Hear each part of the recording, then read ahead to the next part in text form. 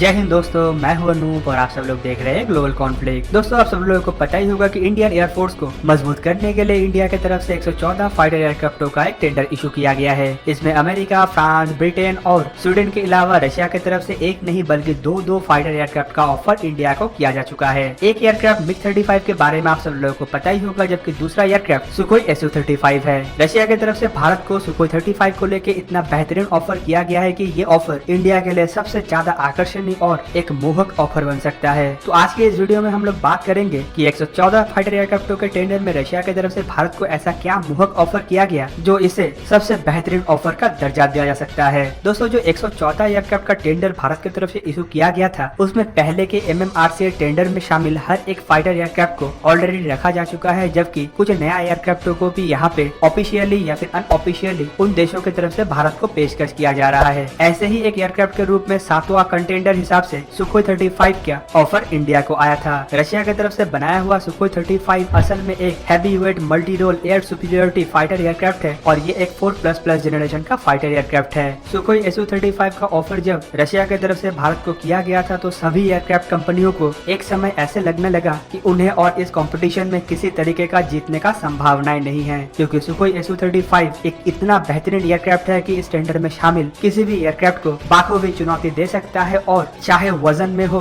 चाहे long range में हो, हाई ऑल्टीट्यूड में हो या ज्यादा आर्मर और पावर में हो, इलेक्ट्रॉनिक वॉरफेयर से लेके थ्रस्ट वेक्टरिंग टेक्नोलॉजी के साथ ये एयरक्राफ्ट एक ऐसा पावर पैकेज है कि इस टेंडर में शामिल हुआ ज्यादातर एयरक्राफ्टों की तरफ से इसका सामना करना लगभग नामुमकिन बन गया था। इस टेंडर में शामिल राफेल ही एकमात्र ऐसा एयरक्राफ्ट है जो डायरेक्टली इसका सामना कर सकता है, जबकि रशिया की तरफ से इस ऑफर के बाद अमेरिका को इतना बड़ा सदमा लगा कि अमेरिका सोच ही लिया कि उसका इस टेंडर में जीत पाना नामुमकिन हो जाएगा। इसी वजह से अमेरिका की तरफ से भी ऐसे ही एक हैवी रोल के फाइटर एयरक्राफ्ट को लेकर सोच विचार किया जा रहा था, और दोस्तों उसी का ही रिजल्ट है बोइंग की तरफ से F-15 का भारत को ऑफर। दोस्तों, सुखोई 35 को लेके रशिया की तरफ से भारत को जो ऑफर किया गया उसमें इन एयरक्राफ्टों में इस्तेमाल होने वाला thrust vectoring high powerful engine, Bharat में एयरक्राफ्टों का टेक्नोलॉजी ट्रांसफर और भारत में मैन्युफैक्चर करने का समझौता शामिल था। इवन रशिया की तरफ से तो यह भी बताया गया था कि MiG-35 के अलावा सुखोई 35 ही एकमात्र इस टेंडर का ऐसा एयरक्राफ्ट है जो हाइपरसोनिक एयर टू एयर मिसाइलों को लॉन्च कर सकता है, और साथ ही साथ फ्यूचर में जो हाइपरसोनिक मिसाइलों को डेवलप किया जा रहा है उसे भी लॉन्च करने का दम रखता है। रशिया की तरफ से पहले ही बताया गया है कि इन एयरक्राफ्टों के पास इतना क्षमता है कि ये दुनिया के किसी भी दूसरे फाइटर एयरक्राफ्ट को आउट मैन्यूवर कर सकता है, चाहे वो F-22 हो या फिर अमेरिका का F-35 हो। इवन इन एयरक्राफ्टों में जो रडारों का इस्तेमाल किया गया है वो कई 100 किलोमीटर दूर से दुश्मन को देख सकता है और दुश्मन के स्टेल्थ कैपेबिलिटी को भी आसानी से काउंटर कर सकता है। दोस्तों, खाली इतना नहीं बल्कि रशिया की तरफ से भारत को तो इन एयरक्राफ्टों के साथ साथ इंडियन एयरफोर्स के फ्लीट में इस्तेमाल होने वाले सुखोई 30 MKI को भी अपडेट करने का ऑफर दिया गया था। रशिया का कहना था कि अगर भारत की तरफ से सुखोई 35 जैसे एडवांस तरीन फाइटर एयरक्राफ्टों को इस टेंडर के तहत सिलेक्ट किया जाता है तो रशिया खाली टेक्नोलॉजी नहीं देगा बल्कि इन टेक्नोलॉजी को इंडिया के सुखोई 30 MKI फ्लीट को अपग्रेड करने में भी इस्तेमाल करने का अनुमति देगा, जिसमें नया इंजन का टेक्नोलॉजी और नया एवियोनिक्स के साथ साथ नया तरीके का हथियारों को डिप्लॉय करने का टेक्नोलॉजी भी शामिल रहेगा। दोस्तों, रशिया का तो ये भी कहना था कि भारत अगर 114 फाइटर एयरक्राफ्टों को सुखोई 35 के हिसाब से चुनता है तो भारत को सिर्फ 114 नहीं बल्कि 386 सुखोई 35 मिलेगा।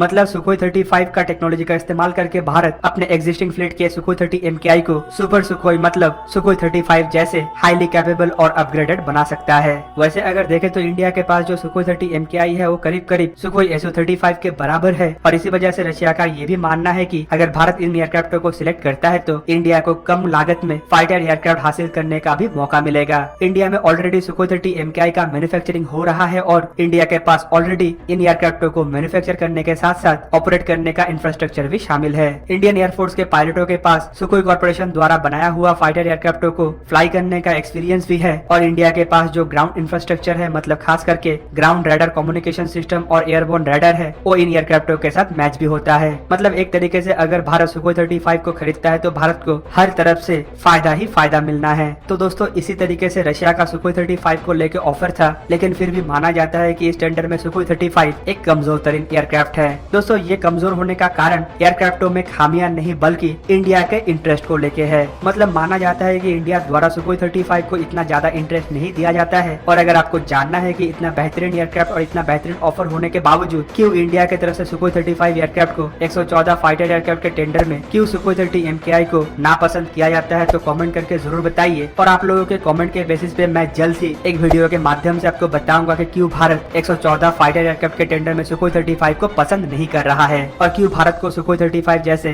फाइटर एयरक्राफ्ट को नहीं खरीदना चाहिए बल्कि दूसरे फाइटर एयरक्राफ्टों की तरफ ध्यान देना चाहिए। तो दोस्तों आज का वीडियो यहाँ तक। अगर आपको वीडियो अच्छा लगा तो इसे लाइक कीजिए और मेरे चैनल को जरूर सब्सक्राइब कीजिए। जय हिंद।